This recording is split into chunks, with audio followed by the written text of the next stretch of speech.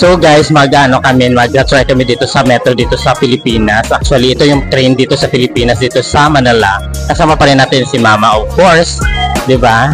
Yes. Bakit mo? Oh, kamusta naman ang pagsimba? Okay ba? Okay na, masaya ako. Actually, tapos na ang aming pagsimba. So, bless you guys. Well,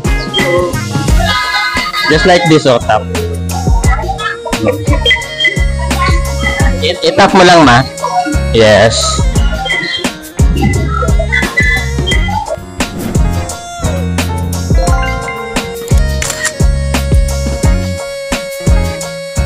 Pasok na po kami ngayon sa, sa train. Iti-try namin yung train station dito. Nandito kami sa may, actually, sa may Quiapo Charles, malapit. So, magti-train kami. So, sasama pa rin si Mama, saka si Dave, diba? Ayun. Perfect. So, kumusta naman, Ma? Ayan, nandito na kami sa taas. Of course, waiting for the train. Diba? Kapagod lang. So, that's all guys. Bye.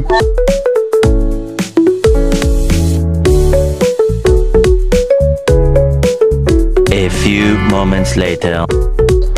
So guys, waiting kami ng train, no? Galing kami sa Quiapo Charles actually. May parating na rin na kasama pa si Dave. Parating na yung train dito. So, hirap na po, bigyan dahil sa labas ng malaki. Mga kalalakihan natin, dito ko, sa pangalawang tungkol natin. Pangalawang tungkol, pagkayan mo, sa unang tungkol na. Bigyan na sa labas ng malaki. Diba, Pixie? That is only in the Philippines. No, only in the Philippines, Dave. Diba?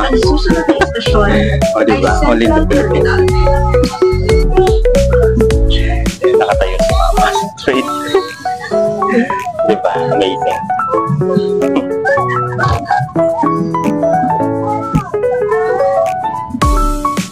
Nalala mo yung dati man na sumakay tayo sa train, labas-pasok ka.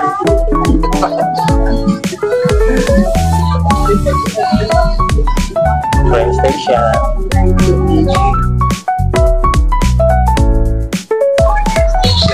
So yun guys, natapos na yung paghihirap namin sa LRT. Kasi gusto namin experience, kasama pa rin sila Mama. Kami sa train station. So palabas na kami kasi pupunta kami sa MOA. So, see you in MOA later. Ayan, palabas na kami. Ito yung train station. Dito kami sa Helkuya station. So just stop only, Ma. Just like that. So, mauna ka na. Dito pa? Yan. Lalagyan na dito. Dito. Insert mo yan dyan. Yan. Insert mo.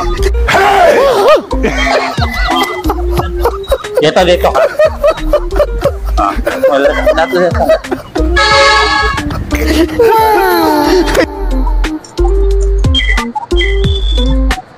Ayun. Diba? Tira. Pababa na kami. Of course.